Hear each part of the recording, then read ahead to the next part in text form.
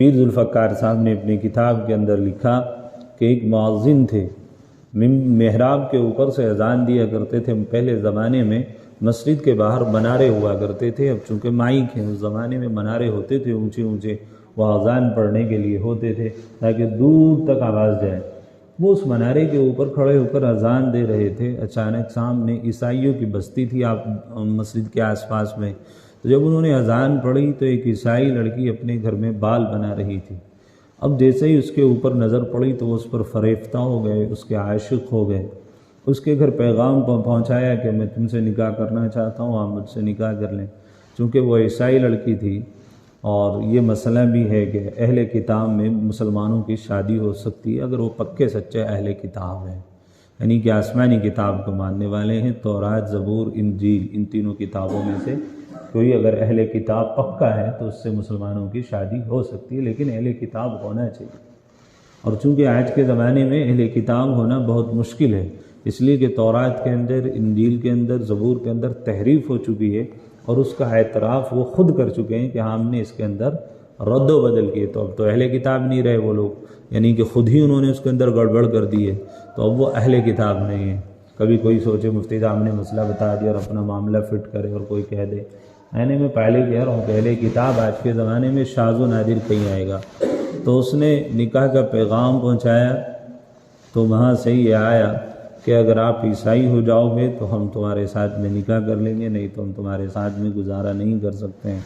وہ اللہ کا بندہ عاشق تو ہو گیا تھا، اس کا فریفتہ ہو گیا تھا۔ جب عشق کی آگ دل میں لگتی ہے اور آدمی اندھا ہو جاتا ہے، تو وہ بندہ اس کے پاس گیا، کہنے لگا ٹھیک ہے میں عیسائیت قبول کرنے کے لیے تیار ہوں اور آپ مجھ سے نکاح کریں۔ اب بندے نے عیسائیت قبول کی، دین عیسوی میں چلا گیا۔ جانے کے بعد لڑکے نے کہا میں آپ کو ابھی آپ پر اعتبار نہیں کر سکتی کہ آپ واقعتاً مسلمان ہیں یا عیسائیت آپ نے قبول کر لی ہے۔ آپ نے زبانی طور پر تو عیسائیت قبول کر لی ہے، لیکن ہمارے یہاں خنزیر جو ہے تمہیں کھانا پڑے گا۔ اگر آپ نے خنزیر کا گوشت کھا لیا، چونکہ مسلمانوں کے یہاں تو حرام ہے، اگر آپ نے کھا لیا تو میں تمہیں سمجھوں گی کہ تم حقیقت میں مسلمان ہو۔ نہ چاہتے ہوئے بھی اب اس بندے نے اس کا خنزیر کا گوشت استعمال کیا اور پھر اس پر اس لڑکی کو اعتبار ہوا، اس کے بستر پر آئی، اور اس کے بعد جو ہے وہ اس لڑکی کو، اب وہ لڑکا وہاں پر رہ نہیں سکتا تھا، مسلمانوں کی بستی تھی، اب وہ لڑکی اس کو وہاں سے اپنے ملک، یعنی جو ملک عیسائیت تھا، عیسائیوں کے ملک میں لے کر کے آئی اور وہیں رہنا سہنا شروع کر دیا۔ اب دین عیسوی قبول کر لیا تھا تو عیسائیوں نے بہت زیادہ سپورٹ کیا، ایک جگہ اس بندے کی جاب لگ گئی، روزانہ اپنی جاب پر آتا جاتا۔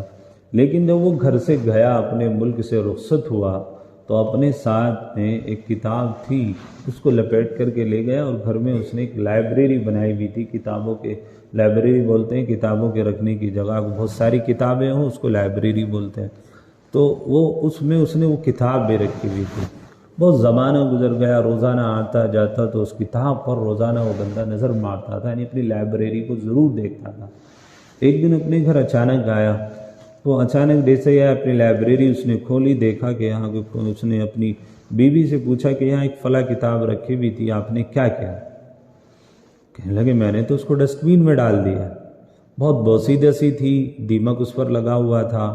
میں نے سوچا یہ دیگر کتابوں کو بھی خراب کر دے گی، یہ کتاب اس میں دیمک لگ گئے ہیں تو دوسری کتابوں میں بھی دیمک لگ جائے گا، اس لیے میں نے تو اس کو ڈسٹ بین میں ڈال دیا۔ وہ بندہ دوڑا فوراً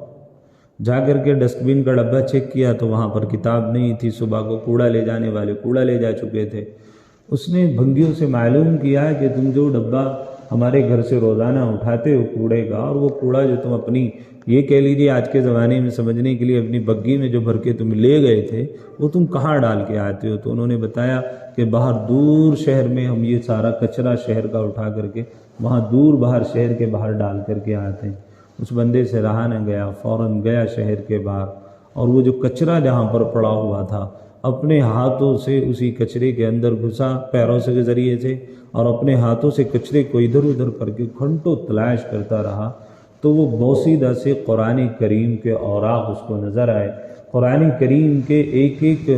ورق کو اس نے اٹھایا، چوما، توبہ کی، اللہ کے سامنے رویا کہ ربا میں تیری کتاب کی حفاظت نہ کر سکا، مجھ سے تیری کتاب کی حفاظت نہ ہو سکی، مولا میں تجھ سے معافی مانگتا ہوں، تو مجھے معاف کر دے۔ بس بندے کا قرآن کریم کو اٹھا کر کے سینے سے لگانا تھا، اللہ نے ہدایت کا ذریعہ بنا دیا، فوراً مسجد کے اندر گیا، غسل کیا اور پھر دوبارہ سے اپنے ایمان کی تجدید کی، کلمہ پڑھا، اشہد ان لا الہ الا اللہ واشہد ان محمد رسول اللہ، نماز پڑھی، توبہ کی، تائب ہوا۔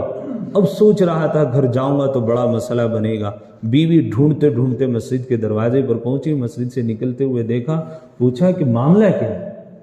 آج تو تم نے اس کتاب کے بارے میں مجھ سے چھپا کر کے رکھا، کچھ بتایا نہیں، اور آج جب وہ کتاب میں نے ڈسٹ بین میں ڈال دی تم اتنے اتنے پریشان ہو گئے کہ حد سے زیادہ کہ تم باہر شہر کے اس کو تلاش کرنے کے لیے گئے، اور آج تمہیں میں دیکھ رہی ہوں کہ تم مسجد سے آ رہے ہو مسلمانوں کی، یہ وجہ کیا ہے؟ اس نے کہا کہ جب میں اپنے ملک سے چلا تھا تو میرے پاس کچھ نہیں تھا، میں ایمان سے بھی ہاتھ دھو بیٹھا تھا، لیکن اللہ کا قرآن جو کہ میرے سینے میں تھا، میں اس قرآن کریم، وہ جو کتاب اللہ کی تھی، اس کتاب کو لے کر کے میں اپنے ساتھ میں آیا، اور روزانہ جب بھی میں جاب سے آتا تھا میں اس قرآن کو دیکھ کر کے یوں کہتا تھا، اے میرے مالک یہ تیری کتاب ہے اور یہ تیری سچی کتاب ہے، جھوٹی نہیں ہو سکتی ہے۔ روزانہ میں اس کو ادب اور احترام کے ساتھ میں صرف اس کو دیکھا کرتا تھا۔ اسی دیکھنے کی وجہ ہے کہ اللہ رب العالمین نے میرے دل میں دوبارہ سے ایمان جگہ دیا اور میں ایمان قبول کر چکا ہوں۔ لڑکی نے کہا کہ جب اس قرآن کریم کی برکت کی وجہ سے اور اس قرآن کریم سے تیرا اتنا لگاؤ، تو نے سب کچھ چھوڑا، گھر بار چھوڑا، ملک چھوڑا، اپنا وطن چھوڑا، لیکن یہ کتاب تجھ سے نہ چھوٹ پائی، ضرور اس کے اندر کچھ نہ کچھ کشش ہے، اور ضرور وہ کشش تجھے کھینچ کر کے لے آئی ہے ایمان کی طرف۔ تو جب تو نے ایمان قبول کر لیا ہے تو تو اکیلا ایمان میں داخل نہیں ہوگا، بلکہ میں بھی تیرے ساتھ میں کلمہ پڑھتی ہوں، مسلمان ہوتی ہوں، مجھے بھی کلمہ پڑھاؤ اور میں بھی تمہارے مذہب میں آنا چاہتی ہوں۔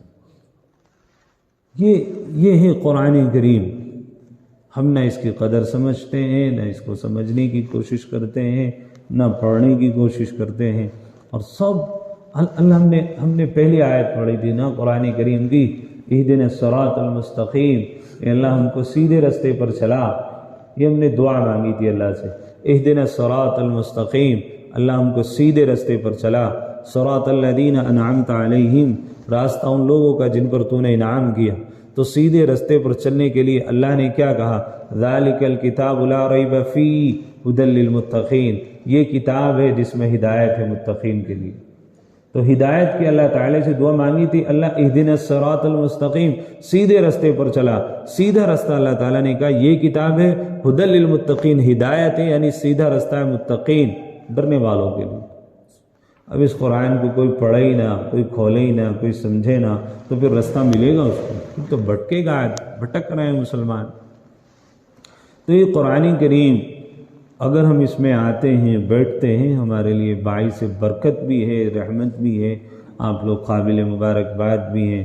کہ جو لوگ مستقل طور پر اپنا وقت نکال کر کے آتے ہیں۔ حدیث میں ہے جو